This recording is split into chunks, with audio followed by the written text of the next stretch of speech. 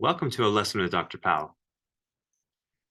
This video is a continuation of an example we've been working with.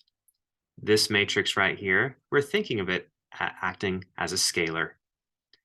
And we've discussed how this right here is the zero matrix, where A is our original matrix that we're working with, and X represents it.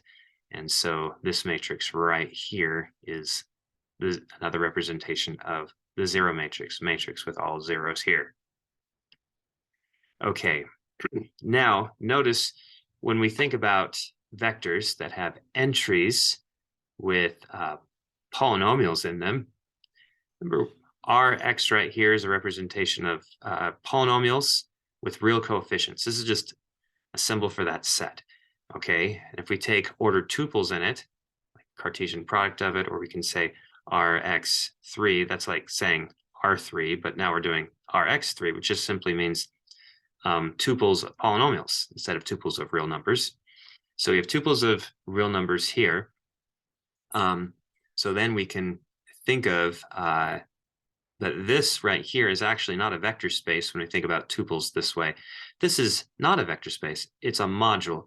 The reason why is because the scalars are polynomials, and polynomials don't always have multiplicative inverses. That is, like 1 over a polynomial is not always a polynomial. The reciprocal of a polynomial is not a polynomial. So that actually makes it not be labeled as a vector space. However, it kind of functions a lot the same way. Just a few things you can't do with it, but most things you can.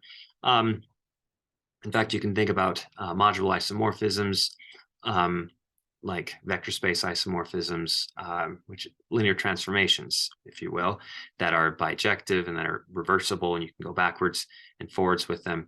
In fact, if you take this matrix right here, which is the zero matrix, and you do column operations to it and row operations where the isomorphisms are Rx module isomorphisms. Now, what does that exactly mean? It just means that whenever you're rescaling or multiplying by something, it's by polynomials. You're never dividing by polynomials, you're just multiplying by them. That's what it really means here in this case.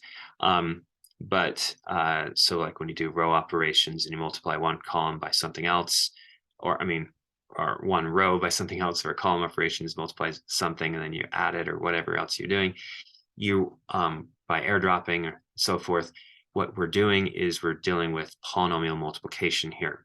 And that's essentially what it means. So no matter which column operations we do, keeping in mind that we just never divide by our scalars, we just, unless they're invertible, unless they have inverses. I mean, a polynomial like 2, a degree 0 polynomial, that has a multiplicative inverse, a half, right? And that's another polynomial. So this would work here. Both of these are there. So some elements are invertible multiplicatively, but not all. So we just can't divide by ones that aren't.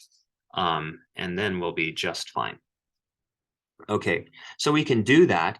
And if we do that, isomorphisms will preserve 0. And in fact, I mean, in some sense, it'll preserve the fact that this is the 0 map that sends everything to 0, and it'll still be the 0 isomorphism here, the 0 matrix, or it's not an isomorphism, the 0 map, that is. It'll still be the 0 matrix right here by applying these isomorphisms to it. On this side and this side, row operations and column operations, you still get the 0 matrix in that sense. Now remember that x minus 1 is not 0. I mean, this is not an equality of entries, it's an equality of vectors. So this vector and this vector and this vector are all equivalent to the 0 vector by representation. Thanks for watching.